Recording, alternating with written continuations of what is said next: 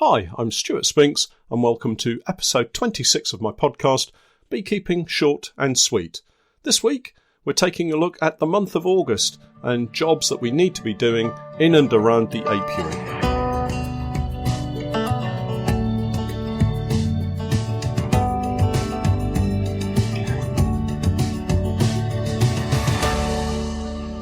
Beekeeping Short and Sweet.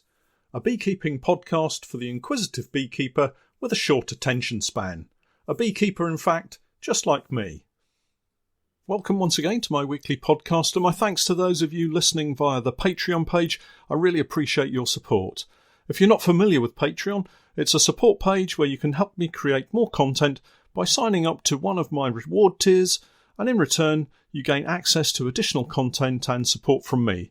These start from as little as $1 per month, so I believe with the regular quality content I'm producing, $1 represents excellent value for money.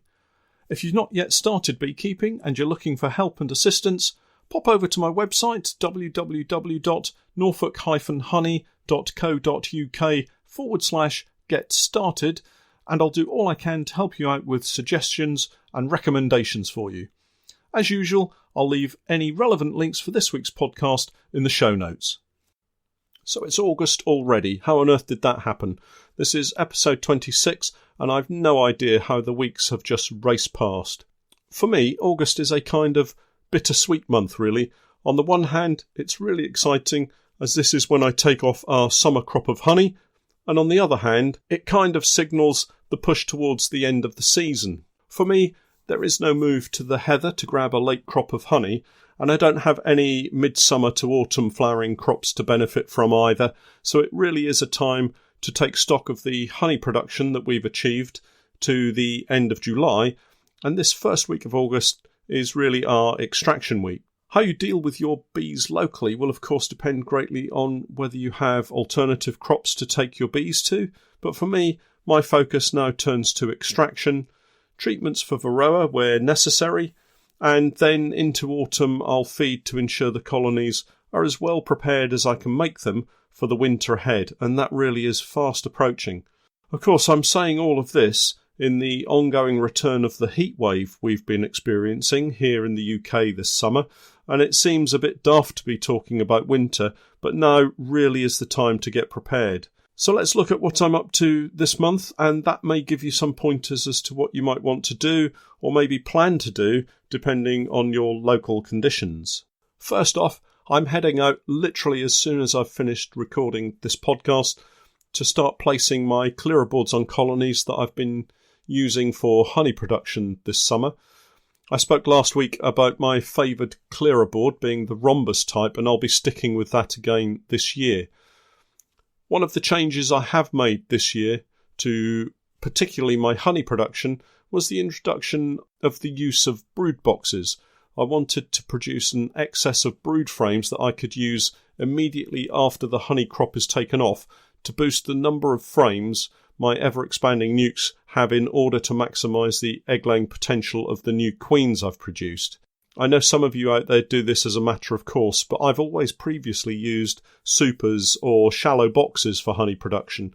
But this year, with the increases that I've put in place, I need the extra brood frames more urgently than ever. I'm hoping this is a good move, and from what I've seen so far, the bees have done a really good job in drawing out those brood frames, so I'm feeling quite positive about getting the nukes into full-size hives and seeing them build up going into the autumn. Of course, for me, heavy brood boxes full of honey pose a significant risk to my back, so I'm grateful to have some help in lifting them off the hives this year and also into the honey room for the extraction process. I guess it's a case of knowing your own limitations and seeking help when you can. I'd hate anyone else out there to suffer a bad back problem, so when in doubt, make sure you have some help to lift those heavy boxes.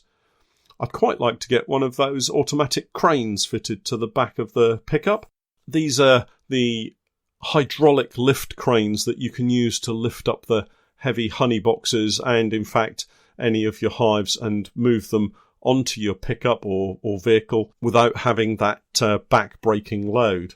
I think for this season it's going to be a step too far in terms of expense, so we'll probably leave it until next year and then take another look at it. Anyway, extracting honey is very much on the agenda. I recently bought in some new honey buckets to make sure I've got enough storage for the honey crop.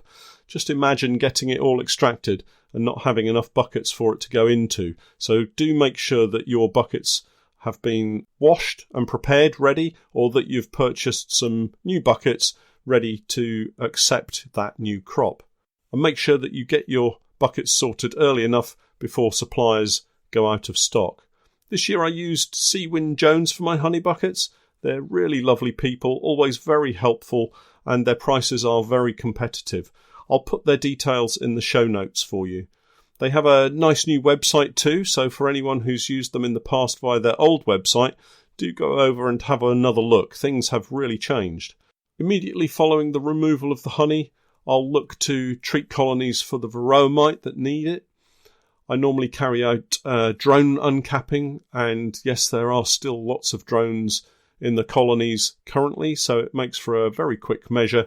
I simply uncap around 100 drones and see what varroa mites I have. If I see any varroa mites, then I generally tend to treat. This year, for the first time in many, many years, I'm going to use Apistan strips. These are a 6-week treatment and therefore cover 2 brood cycles. The strips hang in between the frames, as with other treatment strips such as Apitraz or Apivar, and I place them close to the brood nest area as normal, usually somewhere between frames 3 and 4, and then the second strip goes in somewhere around 6 and 7. It just depends on the size of the brood nest, really. The bees simply walk over the strips, picking up the treatment as they go, and once the 6-week cycle is complete, it's important to remember to remove those strips, as the varroa can build up resistance to these treatments. While we're talking treatments, it's a good idea to mix up the type of treatments that you use each season. Don't stick with the same treatments year on year. So maybe use a thymol-based treatment one year, a pyrethroid treatment another, amitraz another, and so on. This will help prevent any chance of resistance building up in the varroa mites that you've got in your colonies.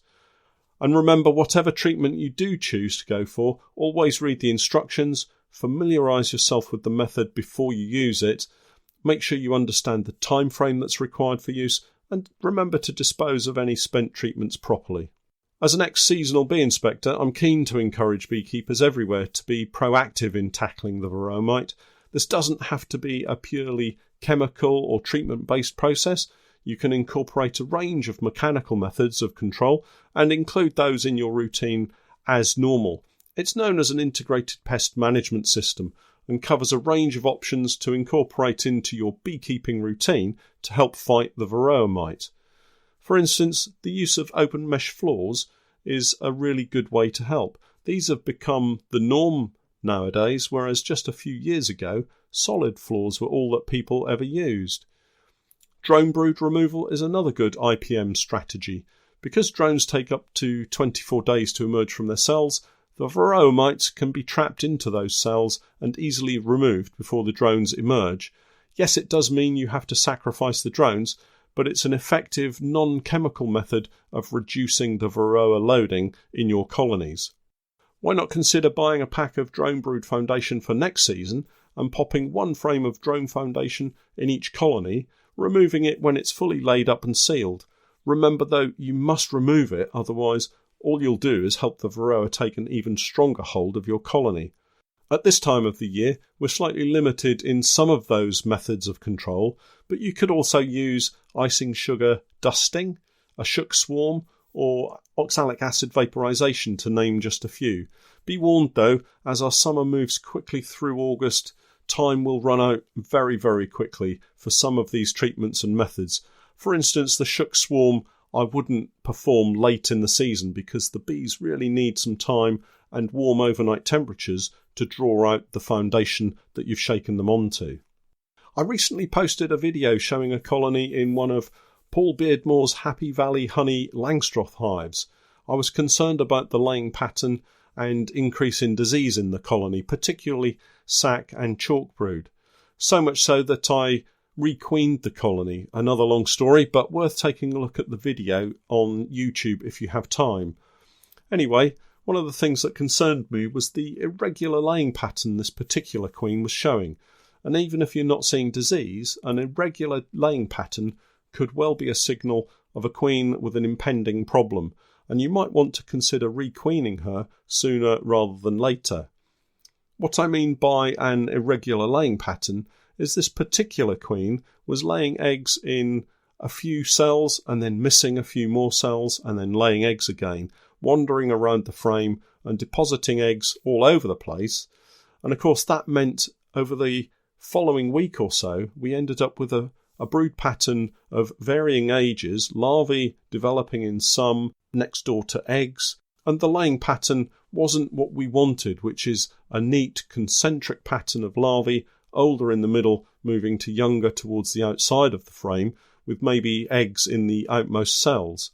Irregular laying patterns could mean that you get partway through winter and find she's become a drone-laying queen, or maybe just stopped laying altogether.